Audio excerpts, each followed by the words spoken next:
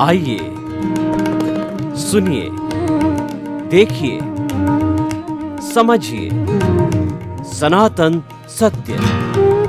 जैसी दृष्टि वैसी सृष्टि, दृष्टि विज्ञान। कुदरत, कुदरती रचना एवं कुदरत के कानून से शाश्वत सुख की प्राप्ति। जोधपुर के परम पूज्य महात्मा उपासक प्रोफेसर डॉक्टर सोहन राज तातेड़ के निर्देशन में सनातन सत्य। जैसी दृष्टि वैसी सृष्टि, दृष्टि विज्ञान।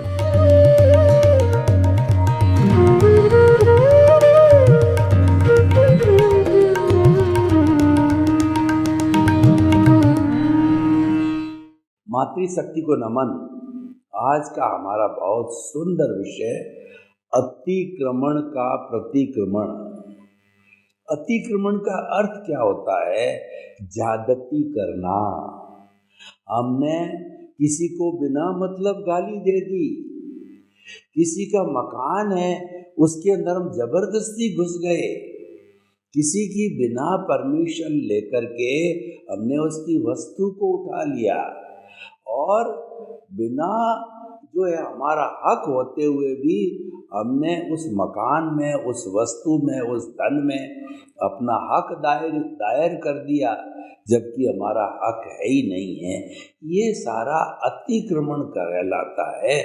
अतिक्रमण का अर्थ ये हुआ कि वह वस्तु आपकी है ही नहीं, फिर भी आप झूठ मूठ उसके ऊपर अपना हक दायर करते हो, या आपके साथ में आपको दुर्व्यवहार करने की कोई पावर ही नहीं है, कोई आपके साथ दुर्व्यवहार नहीं कर रहा है।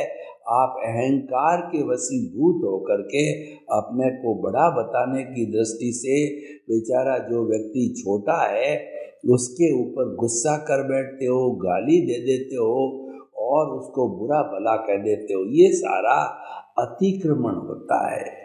जहाँ अतिक्रमण होता है वहाँ पर हमारी सरकार कहिए, पुलिस कहिए, न्याय प्रणाली कहे, ये जो है वो फोर्स के द्वारा जो है उसको बैलेंस करती है। यानी कि देखिए, बहुत से शहरों में, गांवों के अंदर जो फुटपाथ पे या सरकारी खाली ज़मीन पड़ी है, वहाँ पर लोग आकर के बस जाते हैं, खेती करने लग जाते हैं, कंस्ट्रक्शन करने लग जाते हैं। तो वहाँ की नगर पालिका कहिए, जेडीए कहिए, पंचायत करके उसको अतिक्रमण मानती है, नोटिस देती है और उसको डिसमेंटल करवा देती है। वो करवाएगी क्योंकि वो ज़मीन तो सरकारी है, चाहे पंचायत की है, चाहे जो है शहर की है, चाहे महानगर की है, वह तो उनकी ज़मीन है। आप उस पर कैसे बच सकते हो? तो वो अतिक्रमण कहलाता है। उस अतिक्रमण को जबरदस्ती हटाया जाता है। तो वो हमारा रिलेटिव जगत में तो जबरदस्ती की बात जायज हो सकती है, क्योंकि कई बार क्या होता है कि भय बिना प्रीत नहीं। व्यवहार जगत के अंदर हमें भय भी दिखाना पड़ता, उसके बिना प्रीत नहीं। उस भय को दिखाने के लिए न्यायालय, पुलिस है, सीबीआई है, एंटी करप्शन डिपार्टमेंट है और बहुत से डिपार्टमेंट होते हैं। रिलेटिव जगत में ये जायज़ है, प्रशासन के अंदर ये जायज़ होता है, लेकिन रिलेटिव जगत के अलावा एक रियल जगत भी है। हम दो जगत के अंदर जीते हैं और दो के अंदर हमको रहना ही पड़ता है। रिलेटिव जगत तो हम पीछे से लेकर के आते हैं। रिलेटिव जगत हमारी ध्वनि की प्रतिध्वनि है। रिलेटिव जगत हमने पूर्व जन्म के अंदर जो भाव डाले थे, कॉजेज डाले थे, उसका बंच ऑफ दी कॉजेज बना, उसकी कॉजल बॉडी बनी, कर्म शरीर बना और इस जन्म के अंदर हम लेकर के आए, तभी हमको ये शरीर मिला है। इसीलिए कहा जाता है कि ये शरीर है पूर्व जन्म के कर्म के भुगतान के लिए मिला है, और जो ये भुगतान पूरा हुआ और इस शरीर की सीमा को कंट्रोल करने वाला आयुष्य कर्म होता है। आयुष्य कर्म जो है ये नेक्स्ट बर्थ के अंदर जाकर के सांसों में कन्वर्ट होता है और वो सांसों की गिनती समाप्त होती है। लास्ट सांस आती है, लास्ट ब्रीथ आती है, यानी हमारा आयुष्य समाप्त हो गया। और आयुष्य की समाप्ति के बाद के अंदर शरीर समाप्त और वो हिसाब समाप्त, और फिर अगले बर्थ के अंदर इस जन्म में जैसा जैसा चार्ज किया अगला जन्म मिलता है। ये साइकिल जन्म जन्मांतर से चलती रहती है, और जब तक हम इस साइकिल को तोड़ेंगे नहीं, इस श्रृंखला को तोड़ा नहीं जाएगा, तब तक हमें संपूर्ण स्वरूप की जानकारी नहीं होगी, हमको शाश्वत सुख प्राप्त नहीं होगा, हमको मुक्ति की प्राप्ति नहीं होगी। इसीलिए हमारा सनातन सत्य का जो मुख्य उद्देश्य है वह है शाश्वत सुख की नींव लगाना, आपको शाश्वत सुख का स्वाद देना, ताकि कि उस स्वाद के आधार पे, उस नींव के आधार पे आने वाले कुछ जन्मों में आप वैसा ही वो जो है करके, और जो आपका ज्ञान है उसको समाप्त करके आप शुद्ध बुद्ध मुक्त बन सकते हो। हमारे जीवन का उद्देश्य है अज्ञान की समाप्ति। संपूर्ण नहीं होता है तो जीवन की सार्थकता इसमें है कि जो अज्ञान पिछले जन्म में था, इस जन्म में कम हुआ कि नहीं हुआ। जो अज्ञान 10 वर्ष की अवस्था में वो 20 वर्ष में कम हुआ, अगर बढ़ा है यानी भवभवांतर करोगे, और अगर घटता जाता है, ये शुभ संकेत है। अज्ञान का घटना शुभ संदेश जो है शुभ संदेश है। जैसे कि मान लीजिए बुखार है किसी को 105 डिग्री का, वो पारा गिर के 104 पे आता है, सुधार 3 पे आता और सुधार 2 पे आता है और सुधार, और 98.8 पे आ गया, यानी दवाई कारगर हो गई और वहाँ पे स्थिर हो गया। इसका मतलब बुखार टूट गया, आप खतरे से बाहर निकल गए। तो ये सारा जो है अज्ञान मिटाना हमारे जीवन का मुख्य ध्येय है। और ये अज्ञान, देखिए अज्ञान बढ़ता क्यों है? अज्ञान का बढ़ने का कारण है अतिक्रमण। हमारा जो कोई भी लिविंग बीइंग्स है उसके साथ में दुर्व्यवहार करना, उसको मन से, वचन से, काया से, करने से, करवाने से, अनुमोदने से, ये हमारे 3 और 3 करण और 3 योग 6 साधन हैं। इन साधनों से किसी जीवित प्राणी को तकलीफ देते हुए अतिक्रमण होता है। और जड़ को जो है तकलीफ देना, यानी पत्थर यहाँ पड़ा है उसको 10 फीट की दूरी के ऊपर डाल दिया, ये अतिक्रमण नहीं है। ये हमारा जो है रिलेटिव अतिक्रमण तो जरूर है, लेकिन रियल अतिक्रमण नहीं है। जड़ के साथ जो कार्रवाई होती है, जड़ को डिस्टर्ब किया जाता है, वो रिलेटिव अतिक्रमण, और चेतन को डिस्टर्ब किया जाता है, वह हमारा रियल अतिक्रमण कहलाता है।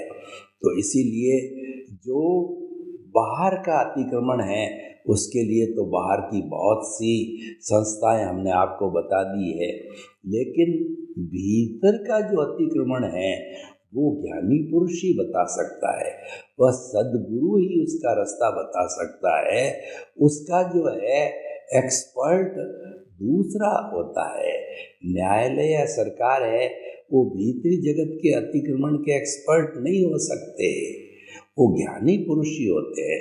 तो ज्ञानी पुरुष क्या कहते हैं कि अतिक्रमण करो तो प्रतिक्रमण के ऊपर जो लौट आओ। तो उन्होंने 3 बड़े सूत्र दिए। हमारी भारतीय संस्कृति में त्रिवेणी का बहुत बड़ा महत्व है। जैसे ब्रह्मा विष्णु महेश त्रिवेणी है, सत्यम शिवम सुंदरम त्रिवेणी है, गंगा जमुना और सरस्वती का संगम त्रिवेणी है, लक्ष्मी दुर्गा और सरस्वती 3 देवियाँ त्रिवेणी हैं, सम्यक दर्शन, सम्यक ज्ञान, सम्यक चारित्र, मोक्ष के साधन त्रिवेणी हैं। तो ऐसी त्रिवेणियाँ कई है, इनका बहुत बड़ा महत्व है। त्रिरत्न जो है, ट्रिपल ज्वेल्स, ये जो है हमारी त्रिवेणी है। त्रिवेणी से क्या होता है कि निष्कर्ष निकलता है, त्रिवेणी से समाधान आता है, त्रिवेणी उपयोगी है। और जो शिव भक्त आपने देखा होगा, वो 3 लाइनें बनाते हैं, और जो ज्ञानी पुरुष होते हैं वो उनकी फिजिकल लेबोरेटरी में एक ही प्रयोग को 3 बार करके लिखते हैं, हैंस फ्लूड। 3 का बहुत बड़ा महत्व आंका गया है। तो हम आपको ये बताते हैं कि हमारे ज्ञानी पुरुषों ने जो है अतिक्रमण को जो है शुद्ध करने के लिए 3 तरह के जो है हमारे साधन बताए गए हैं। त्रिवेणी है आलोचना, प्रतिक्रमण और प्रत्याख्यान। आलोचना का अर्थ यह है, आपने जो संसार रूपी नाटक से अध्यक्षण पर्यंत किसी भी जीव से कोई भी तरह का उसको कष्ट पहुंचाया है, तो वो आपने अतिक्रमण किया है। तो उस अतिक्रमण के लिए आप स्वीकार करो कि मैंने जो है प्राणियों को दुख दिया है। ये तो हो गई भूतकाल की बात, और वर्तमान का जो आपका जीवन है उसमें आपको पता है, आपकी समझ में आने के बाद आपका मेमोरी है। तो जिन जिन को भी समझ में आने के बाद में वृद्धावस्था तक पहुँचते पहुँचते जिनको कष्ट दिया उनको आप याद करो। उनको याद करना, उनको स्मरण करना, यह आलोचना स्वीकार करना। देखिए, हमारे जितने भी रिलेटिव जगत के जो है वो न्यायालय है, तो वो न्यायालय क्या करते हैं, उसके सामने अगर कोई भी ऐसा व्यक्ति होता है जो कि कहना चाहिए धार्मिक प्रकृति का है या शोधन करना चाहता है, वो देखता है गलती सत्यवादी है, गलती मेरे से हो गई, तो बिना बहस के और बिना कोई औपचारिकता के वो जज को कह देता है, जज साहब मुझे ये गलती इन परिस्थितियों में हो गई, गलती मैंने कर ली है, अब आप जैसा चाहो, ये परिस्थितियों ने मेरी गलती कराई। तो जज तो सोचता है टू एरी ह्यूमन, क्योंकि जज भी इंसान है, वह भी गलती करता है। तो गलती करके उसको स्वीकार करना वो आलोचना कहलाती। जब आलोचना हो जाती है तो ऐसी स्थिति के अंदर जज देखता है ये सत्यवादी है, अपनी गलती को स्वीकार करता है, गलती मैं भी करता हूँ, गलती छोटी भी हो सकती है, बड़ी भी होती है, लेकिन ये सुधार करना चाहता है, इसकी नीयत साफ है। ये जो जज लोग होते हैं, चाहे आप मर्डर करो या अटेम्प्ट टू द मर्डर, उसको भी मर्डर मान लेते हैं। आपने चाकू भौंका, ये बात उसको मार दिया, ये भी मर्डर है, लेकिन चाकू लेकर के उसके पेड़ तक चले गए, अटेम्प्ट टू मर्डर है, तो वह भी उसको जो है वह दोष मान लेते हैं, उसको अन्याय मान लेते हैं और सजा मिलती है। अटेम्प्ट टू मर्डर की भी सजा होती है। तो इसीलिए क्या है, आलोचना मतलब जो गलती आपके द्वारा की गई है उसको स्वीकार करो। ये तो वर्तमान की बात हो गई, भूत की मैंने कर दी। तो इसीलिए आलोचना करते अपनी गलती को स्वीकार कर लो। अब स्वीकार कर लिया हमने, स्वीकार करने के लिए बाद फिर उसका शुद्धिकरण करो, उसका रेक्टिफिकेशन करो, उसका सब्लिमेशन करो। उसके लिए अतिक्रमण का प्रतिक्रमण होता है कि व्यक्तिशः जिस व्यक्ति से गलती हो गई उससे जाके क्षमा याचना करो, शुद्ध हृदय से, एक बच्चे की तरह से सरल बन करके, मेरे से गलती हो गई, मुझे क्षमा करो, क्षमा करो, क्षमा करो। वह व्यक्ति आपको क्षमा कर देता है, आपका करेक्शन हो गया, रेक्टिफिकेशन हो गया, सब्लिमेशन हो गया, अतिक्रमण का प्रतिक्रमण हो गया। तो ये तो एक प्रोसेस बताई, हमें ये करते रहना पड़ता है, क्योंकि टू एयर इज ह्यूमन। इंसान गलती का पुतला करता जाता है, शुद्धिकरण करते रहो। आपको बता रहे थे कि अतिक्रमण का प्रतिक्रमण तो आप स्वतः करते रहिए, ये भीतरी जगत की बातें हैं तो हम करते रहेंगे, उसका इफेक्ट बाहरी जगत पे आएगा कि वो हमारा दुश्मन नहीं होगा। जितना जितना हम प्रतिक्रमण करते जाएंगे दुश्मनों की संख्या घटती जाएगी। और इसीलिए जो है एक सूत्र भी है कि खामे में सब जीवे सब्बे जीवा खमंतु में मिट्टी में सब भुएसु वेरंग मज्ज न घेणई। मैं जगत के सब जीवों को क्षमा याचना करता हूँ, वे मुझे क्षमा करे। मेरा किसी से कोई भी दोष नहीं है, मेरा किसी कोई बैरी नहीं है, मेरे सभी शत्रु है, मैं किसी को शत्रु समझता नहीं हूँ, तो मुझे क्षमा करो क्षमा करो क्षमा करो। ये ऐसी भावना हम बहाते रहते हैं तो हमारा शुद्धिकरण अतिक्रमण का प्रतिक्रमण चलता रहता है। और ये वॉशिंग की सबसे बड़ी सुंदर व्यवस्था है।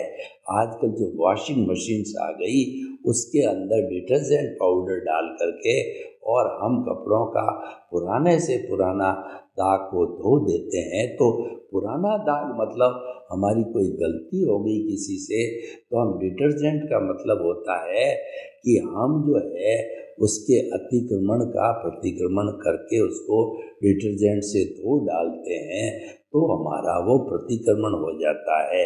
तो भाई और बहनों, आज का विषय बहुत सुंदर है। अगर कोई भी व्यक्ति अतिक्रमण का प्रतिक्रमण करने का जीवन के अंदर ध्येय बना लेता है, उद्देश्य बना लेता है, तो अपने आप को बहुत कुछ शुद्ध कर सकता है। और ऐसा व्यक्ति टेंशन फ्री फील करता है।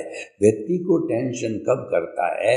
होता है कि वह किसी के साथ बुरा व्यवहार करके उसको दुख दे करके और जो है तनाव को पाल लेता, फिर उस तनाव के अंदर ग्रसित रहता हर समय।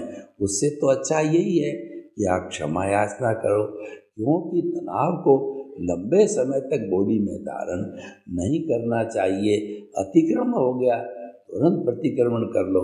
उस टेंशन को लंबे समय तक जो है बॉडी में धारण करेंगे तो हमारी बॉडी बीमार पड़ जाएगी, वो हमारी बॉडी दुखी हो जाएगी।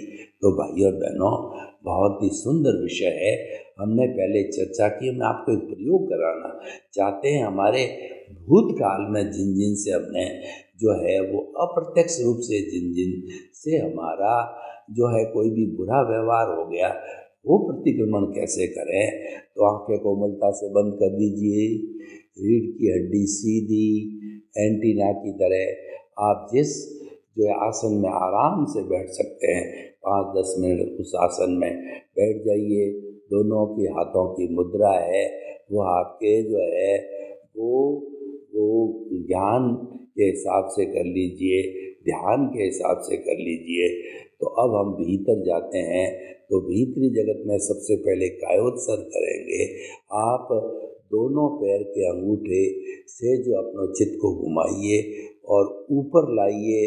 उसके बाद में अंगुलियां, पंजे, एड़ी, पैर, घुटना, साथल और कमर का भाग।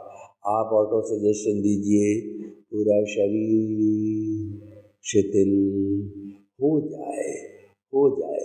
मध्य भाग में आइए, अगला पेट का भाग, पिछला कमर का भाग, दोनों हाथ सुझाव दीजिए।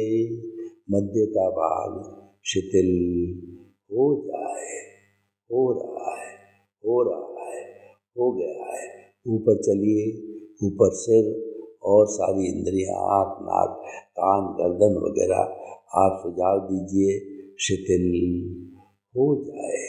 सुझाव दीजिए, अनुभव कीजिए, शिथिल हो रहा है। अनुभव कीजिए, पूरा शरीर शिथिल हो रहा है। कोई अकड़न नहीं, जकड़न नहीं, कोई तनाव नहीं, कोई भी टेंशन नहीं, कोई बॉदरेशन नहीं। चारों तरफ आनंद ही आनंद, आनंद की अनुभूति हो रही। पूरा शरीर रुई की भांति शिथिल हो गया है। मेरा शरीर अपने स्थान से 1 फुट ऊपर उठ रहा है। शरीर शिथिल, श्वास को शिथिल कीजिए। लंबा श्वास, गहरा श्वास, शिथिल श्वास, थोड़ा थोड़ा करके श्वास को बढ़ाइए, लंबा कीजिए। लंबा लंबा लंबा लंबा श्वास, गहरा श्वास, और श्वास शिथिल हो गया, शरीर शिथिल हो गया। अब हमें जो है, जो मैं जैसे बोलता हूँ आप बोल सकते हैं। संसार रूपी नाटक के प्रारंभ से अध्यक्षण पर्यंत मैंने जिन जिन आत्माओं को, अव्ययवाद आत्माओं को दुख दिया है, पितरों की तरह श्राद्ध में उनको बुलाता हूँ। आप सब आ जाइए, आ जाइए, आ जाइए। आप अव्ययवाद है, आपकी शक्ति आ जाइए। हे समस्त आत्माओं जिनको मैंने दुख दिया, आप पधार जाइए, पधार जाइए। समस्त आत्माएं हाजिर हो गई है। अब आप उनसे निवेदन कीजिए कि मैंने आपको बहुत कष्ट दिए है, तो सबसे पहले आपने मुझे कोई कष्ट दिया है तो मैं ऐसी समस्त अव्ययवाद आत्माओं को क्षमा करता हूँ, क्षमा करता हूँ, एनओसी देता हूँ, एनओसी देता हूँ। आप भी मुझे एनओसी दीजिए। आप सभी कृपा करके मेरे द्वारा किए गए कष्टों को नज़रअंदाज करके आप मुझे एनओसी दीजिए, एनओसी दीजिए। आप सबकी एनओसी मिलेगी तभी मुझे मुक्ति मिलेगी।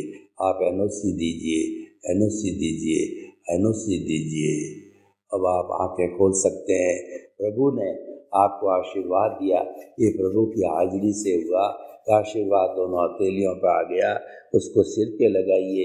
3 बार हथेली मसल करके प्रभु के आशीर्वाद को जो है सिर पे लगा के धन्यवाद ज्ञापित कीजिए। भाइयों और बहनों, इस तरीके से जो है हम अव्ययवाद आत्मा है, वो उसके अंदर किसी तरह का कहना व्यवधान नहीं होता है।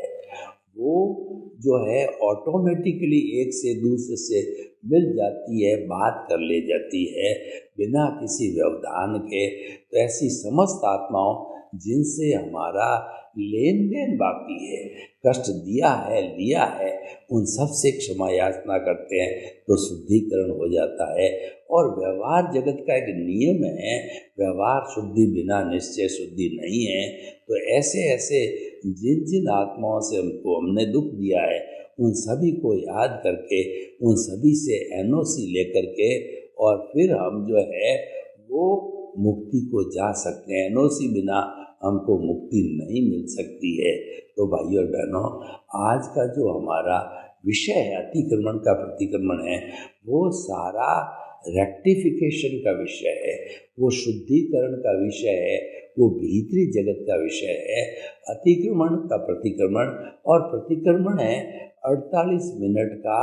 हम जो है द्रव्य सामयिक के साथ भी करते हैं, जो प्राणियों को, सबको, किसी को जो मारा है, पीटा है, किसी को जो है कुचल दिया, किसी को कुछ किया, सब तरह से हम जो है वो प्रतिक्रमण, द्रव्य प्रतिक्रमण कहा जाता है। और भाव प्रतिक्रमण होता है एक एक आत्मा से संपर्क करके और अव्ययवाद आत्माओं से संपर्क करके, और जो है क्षमा मांगना, ये भाव प्रतिक्रमण है। तो दोनों अपनी अपनी जगह पर सही है।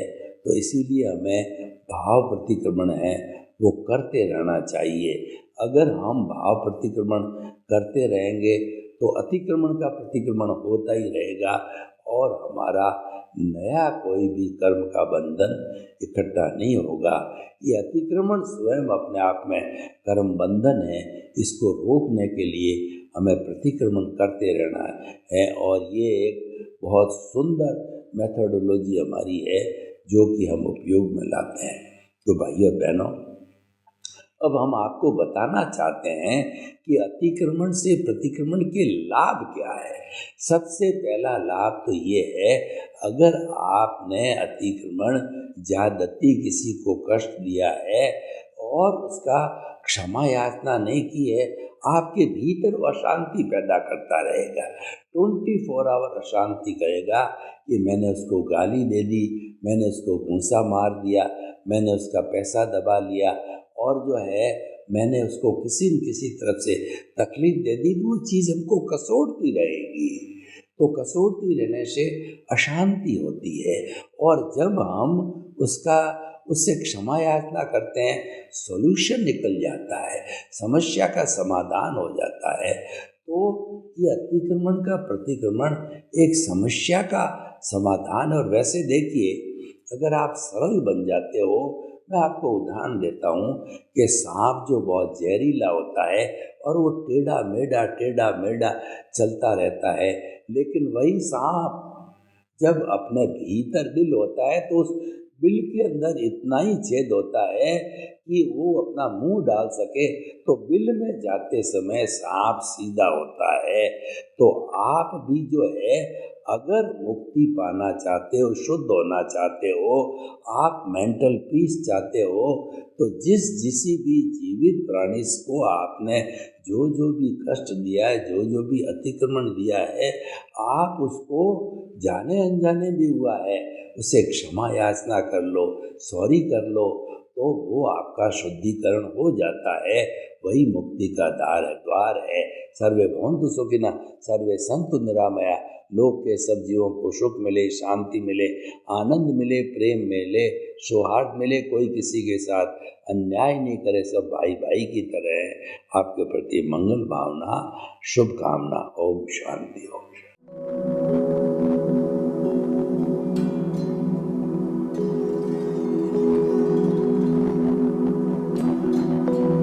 एक ऐसा अंतर्राष्ट्रीय ख्याति प्राप्त मानव जो गुरु प्रेरणा से पिछले 20 वर्षों से वानप्रस्थ जीवन जीते हुए 24 घंटे मानवता की सेवा में संलग्न है। एक ऐसा मानव जो अभी राष्ट्रीय, अंतर्राष्ट्रीय टीवी चैनलों पर 7,500 एपिसोड के माध्यम से सनातन सत्य, आत्मविज्ञान एवं पुनरुत्थान, व्यवहार एवं निश्चय जगत के जीवनोपयोगी विषयों पर हृदय स्पर्शी प्रवचन कर चुका है। उस मानव का नाम है महात्मा उपासक प्रोफेसर डॉक्टर सोहन राज तातेड़। प्रोफेसर तातेड़ द्वारा योग, दर्शन, शिक्षा विषयों पर रचित पीएचडी स्तर के 250 शोध ग्रंथ भारत के 100 प्रतिष्ठित विश्वविद्यालयों में शोधार्थी पढ़ रहे हैं तथा वे सभी शोध ग्रंथ वहां की सेंट्रल लाइब्रेरियों में उपलब्ध हैं। महात्मा सोहन राज ने अभी तक हजारों स्कूलों, कॉलेजों, विश्वविद्यालयों एवं संस्थाओं में सेमिनार, वर्कशॉप, कैंप लगाकर लाखों विद्यार्थियों को योग, दर्शन, शिक्षा का प्रशिक्षण देकर उन्हें सुसंस्कारित किया। डॉक्टर तातेड़ ने भारतीय संस्कृति उत्थान के 4000 से अधिक समसामयिक विषयों पर आर्टिकल लिखकर ऑनलाइन जर्नल, पत्रिकाओं, वेबसाइट्स पर प्रकाशित किया, जिसका उपयोग लाखों पाठक कर रहे हैं। उपासक तातेड़ के 5000 से अधिक आज का सुविचार, आज का शुभ संदेश, आज का मंगल भावना योग आदि चिंतन websites, Twitter, blogger, Facebook, YouTube माध्यमों से लाखों लोग अपना जीवन निर्माण कर रहे हैं।